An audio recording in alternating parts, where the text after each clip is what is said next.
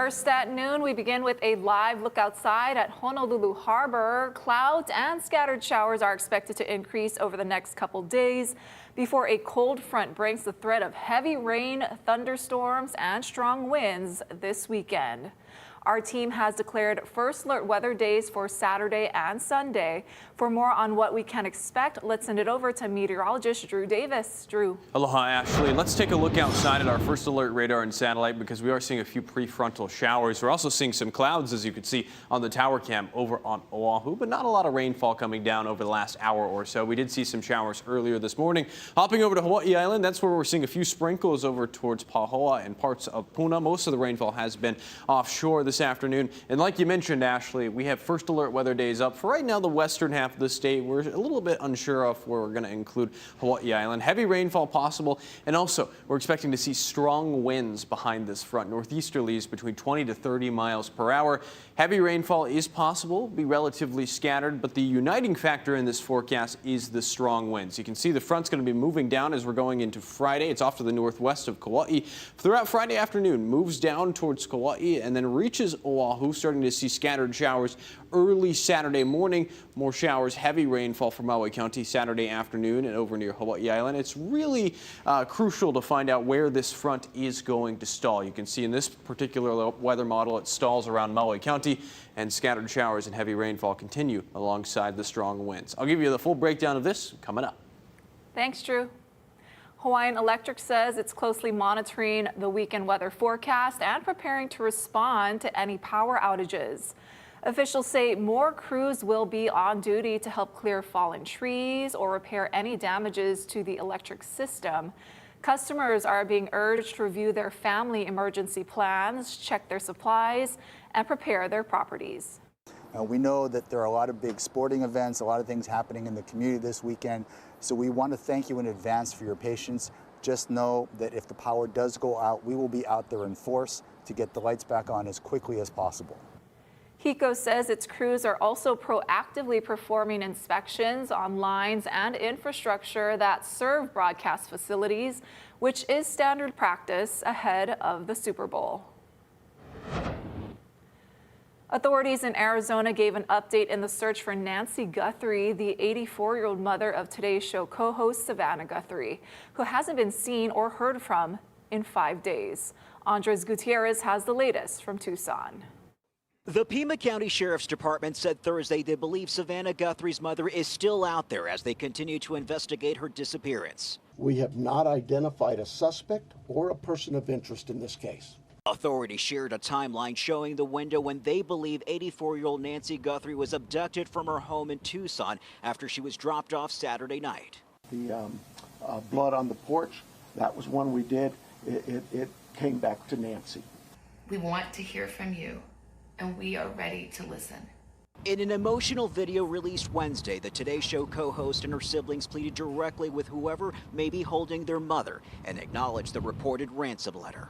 We need to know, without a doubt, that she is alive and that you have her. The FBI says there has been no response so far for the video the children put out. There has been no proof of life, and there was no other demands within that letter. So they're still waiting for communication. Savannah is very smart. She's going to do what she needs to do to get her mother back. Savannah Guthrie's friend Sally Shamrell helped organize last night's vigil. I just want that very, very, very precious woman back in her children's arms. The FBI announced a $50,000 reward for information leading to Nancy Guthrie's recovery and an arrest in the case. Andres Gutierrez, CBS News, Tucson, Arizona. Here at home, Honolulu police are investigating a crash that injured 3 people in Waianae last night. That includes a baby and toddler. Honolulu EMS says paramedics were called to 2-vehicle crash at the intersection of Lehoku Street and Farrington Highway at around 7:30 p.m. Paramedics treated a 3-month-old baby, a 2-year-old girl, and an 18-year-old woman at the scene and took them to the hospital in serious condition. EMS says the person in the other car did not need medical assistance. HPD records show a woman was arrested at the same intersection a short time later on suspicion of driving under the influence of an intoxicant. Now, we reached out to HPD to see if the incidents are connected. We are still waiting to hear back. Meanwhile, HPD has stripped the police powers of 2 officers arrested in separate criminal investigations. Officer Keone Kissinger is accused in 2 domestic abuse cases. HPD arrested the 32-year-old on January 22nd. He posted bail and then was arrested again for another abuse accusation just yesterday. The 10-year veteran of the force is once again out on bail. And 42-year-old Officer Chad Fuller is accused of driving under the influence in Kapolei and crashing into a guardrail on Farrington Highway Sunday morning. No one was hurt. Both Fuller and Kissinger have not yet been charged. A low supply of toilet paper for inmates is spurring concerns at Halawa Correctional Facility. Mahealani Richardson has the story. A family member sent a complaint letter about a lack of toilet paper at Halawa Correctional Facility to the prison. She does not want to be identified, fearing retaliation against her incarcerated loved one. There has been no toilet paper for the past, now it's going on 5 days. Was given 6 squares yesterday to share with his cellmate. It's unclear if the issue goes beyond one of the modules, but the family member says the inmate initially didn't want to talk about it. I was very upset. I totally believe it's a serious violation of basic hygiene needs, and it would be considered to be cruel and inhumane. What is your reaction when you hear that inmates, at least in one module, may have gone several days without toilet paper? I think that's a disgrace. Attorney Eric Seitz has filed lawsuits over prison conditions. Treating people like animals, locking them up under conditions which aggravate the problems that they already are facing is inexcusable. And it's easy to solve these kinds of problems. You just go out to Costco and get a few more bundles of toilet paper. This 2023 Hawaii Correctional System report highlighted complaints from both sides. One person interviewed in custody said, quote, "If you want TP, food, if you need a pad, you have to ask a CO, so you just deal with attitudes to survive." While one correctional officer said, quote, "Those in custody complain about not having enough toilet paper, toothpaste, commissary, each other being too loud. They're like babies." Mahealani Richardson, Hawaii News Now. President Trump is defending his administration amid criticisms of tactics around immigration and voting. Erica Brown has more from Washington, D.C. President Trump told guests at Thursday's National Prayer Breakfast he is not going to fire Kristi Noem. The Homeland Security Secretary has been under fire since the shooting deaths of Minneapolis residents Alex Preddy and Renee Good. Why would I do that? We have the strongest border in the history of our country. But Democrats say they will not fund DHS until the Trump administration agrees to reform its immigration enforcement tactics. Not one more penny for ICE until we get some restraints in place. Reflecting on Minneapolis, the president told NBC News his administration could use a softer touch, but said they still have to be tough. I'm not happy with what happened there. Nobody could be happy, and ICE wasn't happy either. But I'm going to always be with our great people of law enforcement. President Trump is also standing by his Director of National Intelligence, Tulsi Gabbard. The president has said he sent her to Georgia to look into election interference. Now he says it was Attorney General Pam Bondi who wanted her there. They say, why is she doing it? Right, Pam? Why is she doing it? Because Pam wanted her to do it. And you know why? Because she's smart.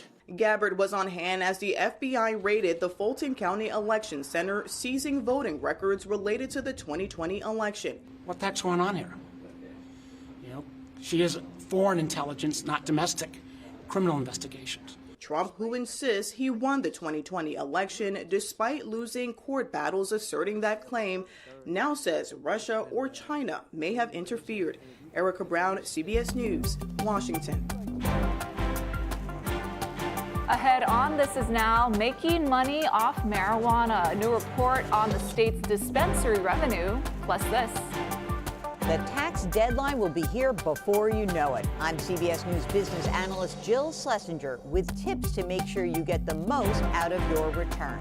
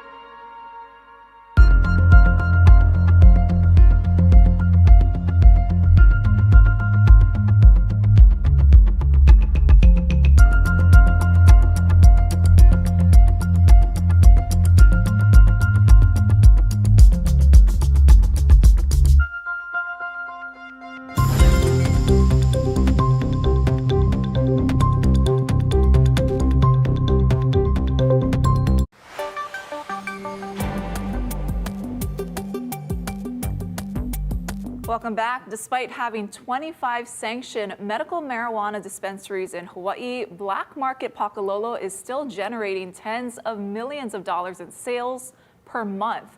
Now that's according to a new study that could be used by lawmakers wanting to legalize recreational marijuana to rake in more tax revenue. Ben Gutierrez has a look at the numbers.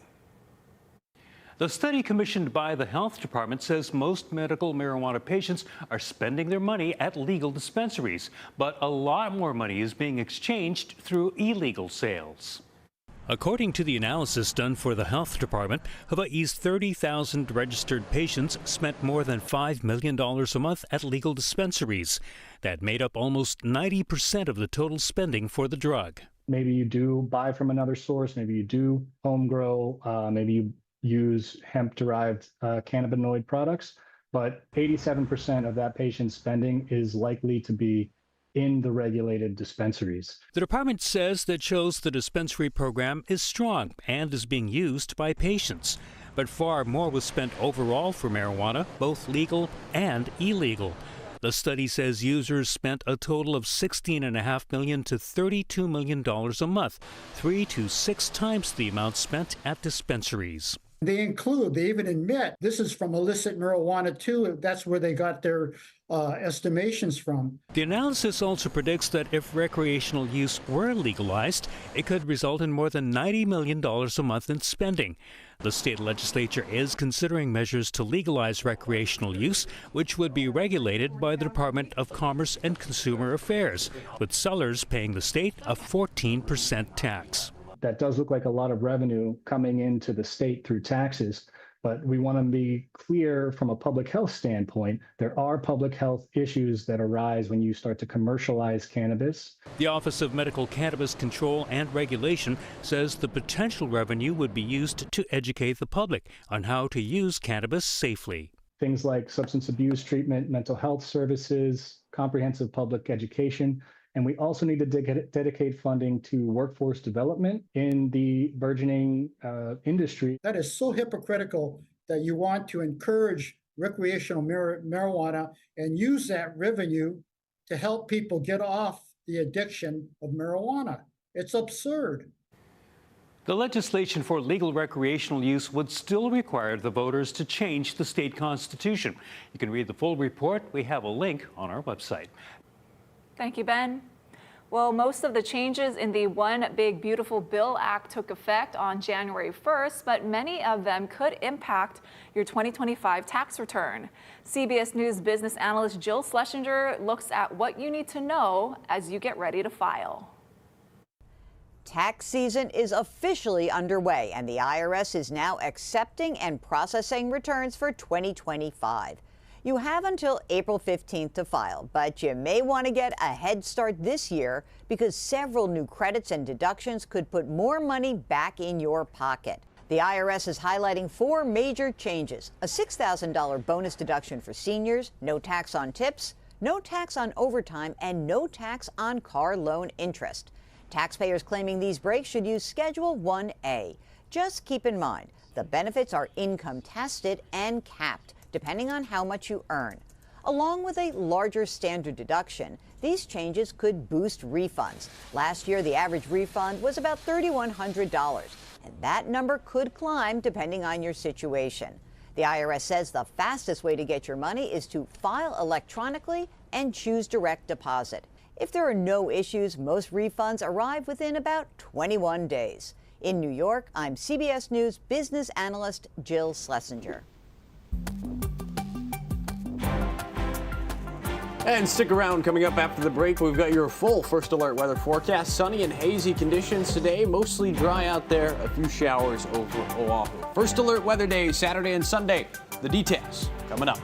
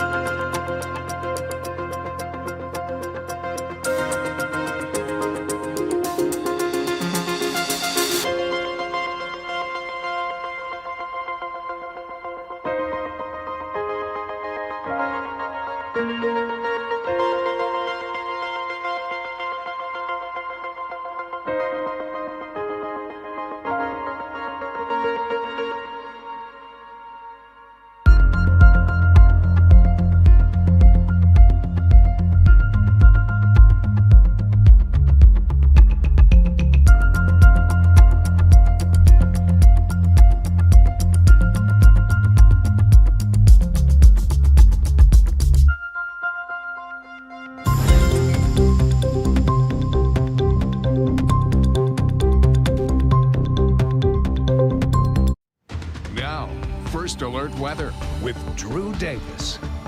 Happy Thursday, everybody. Again, we are tracking a very active weekend of weather out there. We already have First Alert weather days in place for Saturday and Sunday. Let's take a look at what we're tracking out there. Pretty nice outside today. We're starting to see the winds change. Kona winds, sunny across a majority of the state. A few clouds over Oahu. We're tracking another warning level northwest swell that's going to be moving in Friday evening.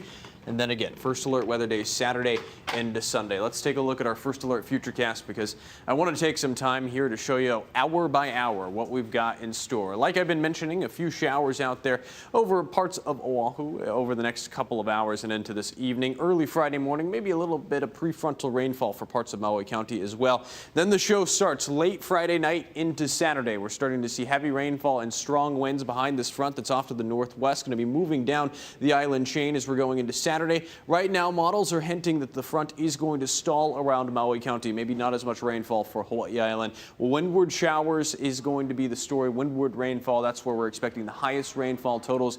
And again, the uniting factor, if we don't see rainfall everywhere, is these strong winds. We could be seeing strong northeasterly winds across the state, anywhere between 20 to 30 miles per hour. Now, that's sustained winds. Higher wind gusts are even possible, potentially even closer to 40 miles per hour and above. So we're watching that pretty closely, especially if you live downwind of Leeward Mountains. It's going to be a pretty gusty out there. Going into Sunday, it seems like the heaviest rainfall and thunderstorm chance will be Saturday night into Sunday, and rainfall sticks around all the way into Monday and Tuesday, relatively scattered out there again with those strong winds. Let's take a look at our rainfall totals. I want to show you why we keep saying windward rainfall seems to be the story. I'm just going to go through this and show you what we're expecting from now until Wednesday at 11 p.m. Overall, the highest totals seem to be over, of course, windward areas, Mocha areas. If the front does stall over near Maui and Maui County, we could see some higher rainfall totals over near Hana and Paia. Right now, rainfall totals in Honolulu closer to 6 inches, but again, this is just raw weather model data. It's not going to be exactly that. Our winds outside right now, you can already start to see the changes happening. We're seeing southerly winds out there, southwesterly winds, and as we're going forward, you are going to be seeing these winds shift to be more northeasterly behind the front's arrival. So you can still see breezy southwesterly winds Friday afternoon, then northerly northeasterly winds around 10 to 15 miles per hour. And again, that is going to change as we're going into Saturday and Sunday. Behind the front, we're going to be even gustier. High surf advisories up for north and west facing shores until 6 p.m. on Thursday. Here's a quick look at the actual numbers, 10 to 14 feet on north facing shores. And let's just give you a quick look at our 7-day forecast to show you what's going on, at least over the next couple of days, because again, Saturday and Sunday right now are first alert weather days. Saturday night into Sunday, that's when the show is going to be really starting. Friday night into Saturday, we start to see rainfall over the western half of the state. I'll give you another look at this coming up. Sounds good, Drew. Thank you. Well, still to come, excitement is building for the 2026 Winter Games. We hit the ice with Casey Lund in 2 minutes. Coming up at 12:30 today, it's going to be Billy V Live. You can join me as I sit down with guest Logan Okuda, who is making symphony music that is being seen on big screens literally around the world. Catch Billy V Live. That's coming up on the H&N streaming app, available on Roku, Apple TV, and Amazon Fire.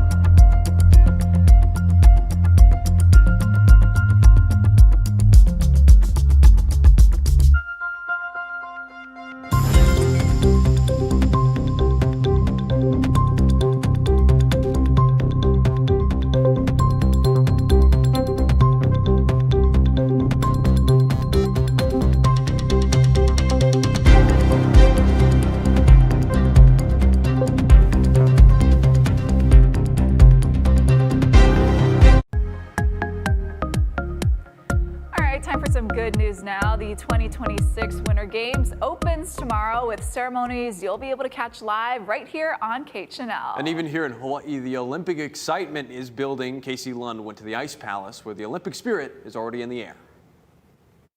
Aloha from the Ice Palace. This really is the only place you can go to skate on real ice in Hawaii, unless you find a puddle somewhere up on Mauna Kea, but that would be difficult. Come here because there's so much fun to be had, not just ice skating, all your Winter Olympic sports. Hockey here, a big scene in hockey, but I want to talk about ice skating since we're out here.